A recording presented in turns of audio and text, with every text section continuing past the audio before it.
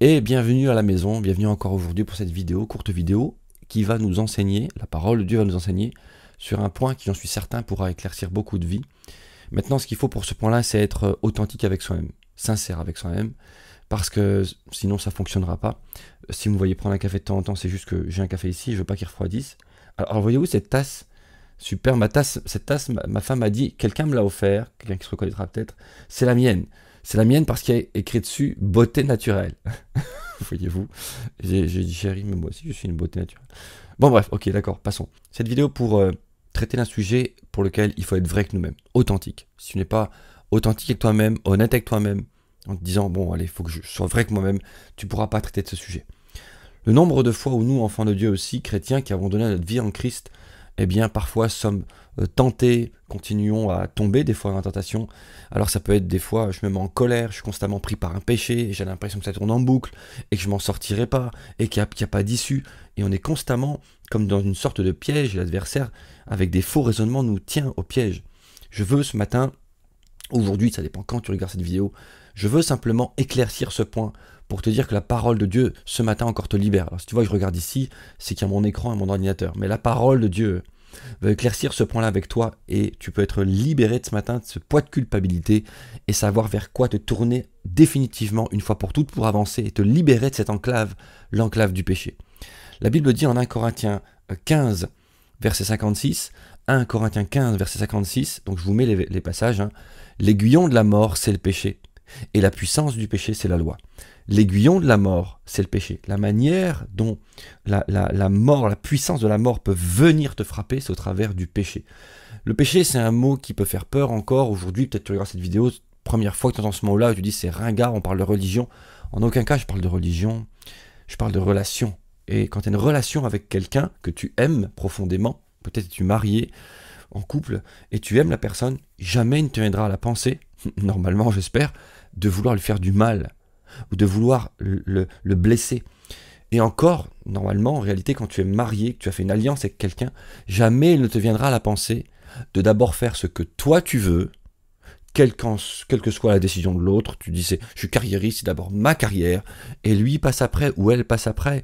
Moi, en tant qu'époux, je suis marié, et à l'égard de ma femme, je ne me dis pas, c'est ma carrière d'abord, et elle passe après. Non, je fais tout d'un commun accord avec elle. Je ne fais pas ma volonté, mais je ne me plie à savoir ce qu'elle veut aussi, voyez-vous. Le mariage est la plus belle image que Dieu ait donnée sur terre pour représenter l'alliance entre Dieu et les hommes, l'homme et la femme. Et donc, en réalité, c'est un bel exemple ici, c'est que le péché, pour revenir à ce mot-là, eh bien, si on devait lui donner une définition, c'est juste, je fais d'abord ce que je veux. Je ne tiens pas compte des autres. Je fais d'abord ce que je veux. En réalité, même si je suis bon, il y a des tas de personnes extrêmement gentilles sur Terre, bonnes et aimantes. Mais voilà, c'est une réalité. Il y a un moment dans notre vie, nous avons fait ce que nous voulons pour nous, à l'égard de Dieu. Donc, on peut résumer à ça le péché. Je fais ma volonté et pas la tienne. Je décide de ne pas croire en toi. Je décide de ne pas te chercher. Je décide de faire ce que je veux. Le péché, c'est un peu manquer le but, si on réduit un peu l'histoire. Ok ?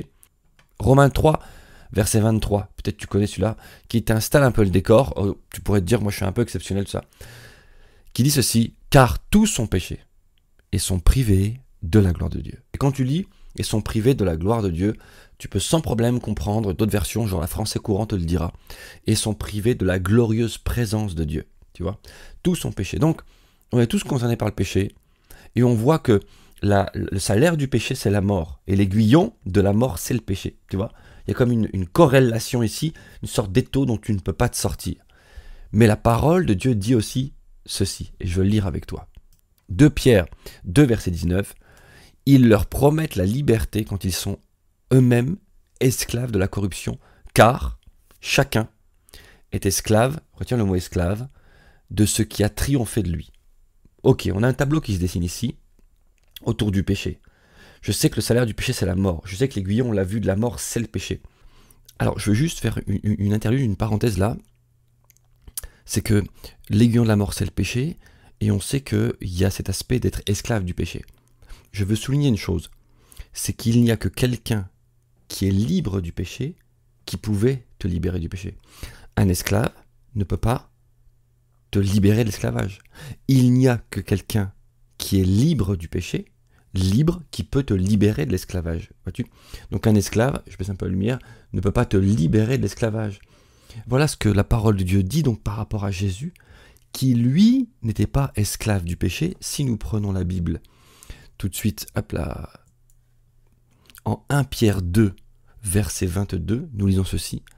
C'est ce que les textes attestent à l'égard de Jésus. D'autres aspects démontrent que Jésus n'a jamais péché. Mais les textes disent, lui qui n'a point commis de péché, et dans la bouche duquel il ne s'est trouvé de faute. Il ne s'est point trouvé de faute. On a toute cette image de l'agneau sans tache, tout ça bien sûr, mais là c'est écrit. Nous avons donc ici, la réalité qui se dessine, c'est que le Fils est le Fils légitime, puisqu'il n'a pas péché. Il n'a donc jamais été l'esclave de personne. Et déjà, tu vois ce décor se dessiner pour toi, enfant de Dieu. Qu'est-ce qui a triomphé de toi un jour? Tu vois la porte de sortie. Alors que peut-être tu te sentais dans une pince et tout, tu te dis, mais attends. Ok, avant j'étais pécheur, mais j'ai donné ma vie à Christ.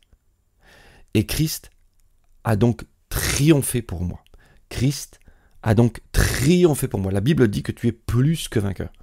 Triomphé pour moi. Je rentre dans la victoire de Christ. Et déjà, tu vois la porte d'espoir s'ouvrir. Mais non, mais je ne dois pas rester comme ça, esclave de ce cycle constamment où j'arrive pas à me sortir de ce péché, j'arrive pas à me sortir de cette attitude. Quelqu'un a triomphé pour toi. Si tu as foi au Fils de Dieu, quelqu'un a triomphé pour toi.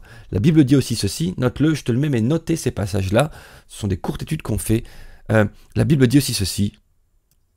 En Jean 8, 35, il est dit ceci. Jean 8, 35. Or, l'esclave, rappelez-vous, car chacun est esclave de ce qui a triomphé de lui.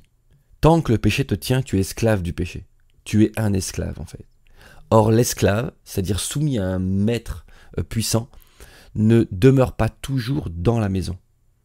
Le Fils, lui, y demeure toujours. Si donc le Fils vous affranchit, vous serez réellement libre. Or, l'esclave ne demeure pas toujours dans la maison. Le Fils y demeure toujours. Si donc le Fils vous affranchit, vous serez réellement libre. Alors là, on a une sortie, on a un espoir, mais c'est le Fils qui m'a affranchi, donc je suis réellement libre. Libre de quoi? Libre de l'autorité du péché sur ta vie. Diffère les deux mots, autorité et pouvoir. C'est très important maintenant. Libre de l'autorité que le péché a sur ta vie. Parce que le péché a-t-il encore un pouvoir?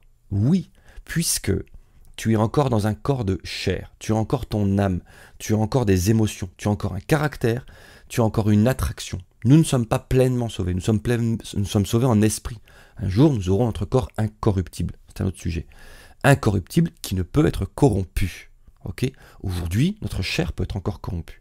Donc, tu es délivré en fait, en réalité, de l'autorité du péché. Tu n'appartiens plus au péché. Tu es devenu, de Corinthiens 5, verset 17, une nouvelle créature. Toutes choses anciennes sont passées.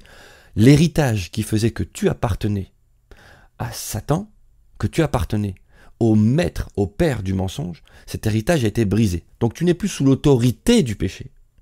Ok? Mais tu es encore, ou tu pourrais encore être sous le pouvoir du péché.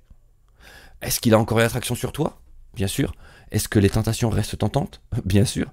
Est-ce que nous avons toujours une forme de capacité à voir et entendre des choses qu'il ne faudrait pas voir et entendre parfois? Bien sûr. Est-ce que nous parlons des choses que nous ne devrions pas parler? Bien sûr. Donc nous sommes encore sous une forme d'attraction. Mais par contre, cette force obligatoire qui nous amenait tout le temps à tomber a été brisée. Nous ne sommes plus sous l'esclavage du péché. Nous sommes devenus des enfants de Dieu. Nous sommes devenus des héritiers, co-héritiers avec Christ. Si donc le Fils t'a affranchi, si le Fils t'a affranchi, tu es pleinement libre. Alors, on termine cette vidéo en se disant, mais qu'est-ce qu'il nous reste à faire? Puisque nous ne sommes plus sous l'autorité du péché, mais que son pouvoir, la Bible dit bien clairement, soyez sobres, veillez, car votre adversaire rôde comme un lion rugissant, cherchant qui se laissera dévorer, voyez-vous? Donc, qui se laissera dévorer, ça veut dire que on n'est pas obligé d'être dévoré. Nous ne sommes plus dans une obligation. Je vous rappelle aussi qu'à la croix, Christ, et c'est important de visualiser cela, à la croix, on va regarder le passage tout de suite, Jean 19, verset 30, quand Jésus eut pris le vinaigre, il dit « Tout est accompli », et baissant la tête, il rendit l'esprit. Tout est accompli. Ok? Le tout est accompli, si vous prenez la bonne traduction, un peu le sens littéral, c'est vraiment le même sens que si vous voyez par exemple des barres sur un mur, voyez-vous, qui auraient été gravées comme ça. de quelqu'un qui est dans une prison, et puis à chaque fois qu'il fait 5 par exemple ou 10, il fait un trait, voyez-vous, il y a une sorte de somme, une sorte de quantité à devoir payer pour la liberté de quelqu'un. Eh bien, ça a le même sens que ça. Quand Jésus dit tout est accompli, c'est tout est payé. Voilà, on ne vous doit plus rien. On ne doit plus rien au péché. Donc, ton appartenance au péché, le fait que le péché était propriétaire de ta personne, ce n'est plus, c'est brisé. Tu n'es plus sous l'autorité du péché, je reviens dessus, mais tu peux encore être sous le pouvoir. Alors terminons, et qu'est-ce qu'on fait alors maintenant? Eh bien, je reprends un post que j'avais mis en ligne il y a peu de temps en Éphésiens 4, verset 17. Éphésiens 4, verset 17, où eh bien, il est dit ceci, et c'est un titre, La vie nouvelle des chrétiens, c'est en version parole vivante. Par conséquent, voici ce que je voudrais sérieusement vous mettre à cœur. C'est peut-être un peu le message ce matin. Voici ce que je voudrais sérieusement vous mettre à cœur. Je vous conjure solennellement, au nom du Seigneur et en sa présence, d'abandonner la vie superficielle et vaine des sans-dieux qui vivent en aveugle dans un monde d'illusions en suivant leurs pensées vides de sens. Voilà ce que nous devons faire. Nous pouvons abandonner. Ceux qui vivent sans Dieu ne peuvent pas abandonner. Ils sont propriétaires du péché. Nous ne sommes plus la propriété du péché, nous avons été rachetés. Tu vois que tout prend un sens. Donc, tu peux abandonner ce style de vie. Tu peux abandonner cette superficialité. Et pour te mettre un dernier passage qui va venir te mettre un verrou à cela, tu peux tous les noter et relis-les. Tu verras que tu as un plan de lecture complet qui peut t'asseoir sur le fait que tu n'es plus esclave du péché et que tu peux aujourd'hui dire non au péché.